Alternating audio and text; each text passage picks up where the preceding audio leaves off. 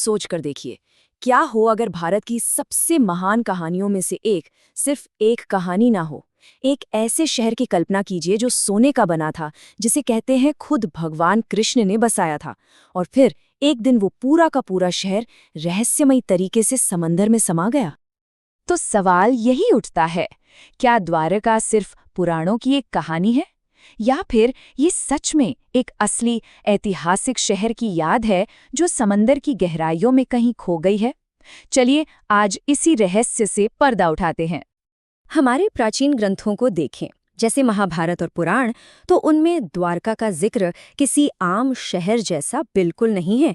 उनके हिसाब से तो ये जैसे धरती पर स्वर्ग का एक टुकड़ा था। सोचिए, एक ऐसी जगह जहां सोने, चांदी और अनमोल रत्नों से बने 9 लाख से भी ज्यादा महल थे। और ये सिर्फ यूं ही हवा हवाई बातें नहीं थी।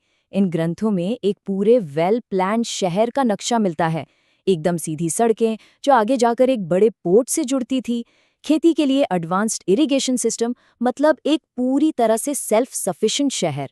और कहते हैं कि इसे समंदर से मांगी हुई जमीन पर खुद विश्वकर्मा ने बनाया था। तो फिर सवाल ये है, इतना परफेक्ट, इतना अद्भुत शहर आखिर बर्बाद कैसे हो गया? महाभारत के मुताबिक इस शहर की किस्मत पहले से ही लिखी जा चुकी थी, 2 बड़े श्रापों की वजह से। पहला श्राप तो गांधारी ने दिया। महाभारत युद्ध में अपने 100 बेटों को खोने के बाद गुस्से और दुख में उन्होंने कृष्ण को श्राप दिया। और दूसरा श्राप वो मिला ऋषियों से, जब कृष्ण के बेटे सांब ने उनका मजाक उड़ाया। बस इन्हीं 2 श्रापों ने द्वारिका और पूरे यदुवंश के अंत की कहानी लिख दी थी। और फिर वो हुआ जिसका डर था। ये श्राप सच साबित हुए। कहते हैं अहंकार और नशे में डूबे यदुवंशियों ने आपस में ही लड़कर एक दूसरे को खत्म कर दिया। इस भयंकर ट्रेजेडी के बाद भगवान कृष्ण ने भी धरती छोड़ दी, और बस उनके जाते ही समंदर ने अपनी दी हुई जमीन द्वारका को वापस ले लिया। सदियों तक ये कहानी सिर्फ किताबों में और लोगों की श्रद्धा में जिंदा रही। लेकिन फिर आई 20वीं सेंचुरी, और एक आदमी ने ठान लिया कि वो इस मिथक को, इस कहानी को इतिहास में बदल कर रहेंगे। और यहीं से शुरू होती है द्वारिका की मॉडर्न डे खोज। ये हैं आर्कियोलॉजिस्ट डॉक्टर S.R. राव। इनका मानना था, बल्कि पूरा विश्वास था, कि हमारे पुराने ग्रंथ सिर्फ कहानियां नहीं, बल्कि एक खोए हुए शहर का एक ट्रेजर मैप है। और उन्होंने फैसला किया कि वो इस कहानी की सच्चाई दुनिया के सामने ला के रहेंगे। लेकिन सोचिए, ये रास्ता बिल्कुल आसान नहीं था। एक तरफ साइंटिफिक कम्युनिटी को शक था और दूसरी तरफ रिसोर्सेज यानी पैसा न के बराबर था। आप यकीन नहीं करेंगे, डॉक्टर राव ने अपना पहला एक्सपेडिशन शुरू किया था सिर्फ 800 रुपए के बजट से। जी हाँ, 800 रुपए, जो उन्होंने छोटे मोटे ग्रांट्स और अपनी सैलरी से जोड़े थे। ये 1-2 दिन की बात नहीं थी, ये दशकों की मेहनत और सब्र का सफर था। 1963 में जमीन पर पहली बार खुदाई शुरू हुई। फिर 1979 में डॉक्टर राव की कोशिशों से इंडिया की पहली मरीन आर्कियोलॉजी यूनिट बनी। और इसके बाद 1983 से लेकर 1992 तक उनकी टीम ने समंदर के अंदर पूरे 12 एक्सपेडिशंस किए, धीरे धीरे लहरों के नीचे छिपे राज को दुनिया के सामने लाते हुए। तो इन अभियानों में आखिर मिला क्या? जो कुछ भी समंदर के नीचे से निकला, उसने हजारों साल पुरानी कहानियों को सच साबित करना शुरू कर दिया। और जो मिला वो सच में हैरान करने वाला था। देखिए, ग्रंथों में जिक्र है एक किलेबंद शहर का, और समंदर के नीचे मिली 560 मीटर लंबी पत्थर की दीवार। ग्रंथों में लिखा है विशाल महलों के बारे में, और वहां मिले बड़े बड़े पत्थर के पिलर्स।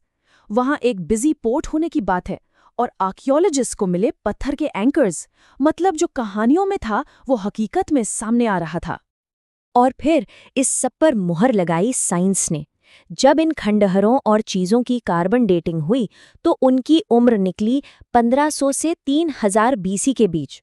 ये वही टाइम पीरियड है जिसे महाभारत काल माना जाता है। तो अब ये सिर्फ श्रद्धा की बात नहीं रह गई थी, अब इसके पीछे साइंस भी था। लेकिन एक बड़ा सवाल अब भी बाकी था। ठीक है, शहर था, पर आखिर इतना बड़ा, इतना वेल प्लान्ड शहर डूब कैसे गया? इसके पीछे 2 अहम थ्योरीज हैं, एक जो कहानियों से आती है और दूसरी जो साइंस बताता है। देखिए, पुरानी कहानी कहती है कि कृष्ण के धरती छोड़ने के बाद समंदर ने अपनी जमीन वापस ले ली। सिंपल। वहीं साइंटिफिक थियरी इशारा करती है एक बहुत बड़ी नेचुरल डिजास्टर की तरफ। जियोलॉजिकल डेटा बताता है कि उस दौरान दुनिया भर में सी लेवल अचानक और बहुत तेजी से बढ़ा था, शायद किसी विशाल सुनामी या ऐसी ही किसी घटना की वजह से। अब सोचिए, क्या पता ये दोनों एक ही बात को कहने के दो अलग-अलग तरीके हों। लेकिन ये कहानी यहाँ खत्म नहीं होती। असल में द्वारका को समझने की ये खोज आज पहले से कहीं ज्यादा एक्टिव है और कहीं ज्यादा इम्पोर्टेंट भी। 21वीं सेंचुरी में हाई-टेक सोनार मैपिंग जैसी टेक्नोलॉजी की मदद से रिसर्चर्स ने साफ कर दिया है कि वहाँ समंदर के नीचे एक बहुत बड़ा प्राचीन शहर मौजूद है। कुछ चीजें तो इतनी पुरानी मिली हैं, लगभग 9000 साल पुरानी, मतलब हड़प्पन सिविलाइजेशन से भी पहले की। और अभी हाल ही में फरवरी 2024 में इस जगह को सम्मान देने के लिए एक स्पेशल अंडर वाटर डाइव भी किया गया। तो आज की तारीख में द्वारका की दो पहचान हैं। एक है वो पवित्र तीर्थ स्थल जो जमीन पर है, जहां लाखों लोग जाते हैं, और दूसरी है वो खोया हुआ शहर जो लहरों के नीचे है, एक साबित हो चुका आर्कियोलॉजिकल वंडर जो हमारी आस्था और इतिहास को एक साथ जोड़ता है। ये पूरी खोज हमें एक बहुत गहरे सवाल के सामने लाकर खड़ा कर देती है। जब एक ऐसी कहानी जिसे पीढ़ियों से सिर्फ एक मिथक, एक कल्पना माना गया हो, वो अचानक साइंटिफिक सबूतों के साथ हिस्ट्री बन जाए, तो इसका किसी देश के लिए, उसकी कल्चर और पहचान के लिए क्या मतलब होता है? ये एक ऐसी बात है जिस पर सोचना जरूरी है।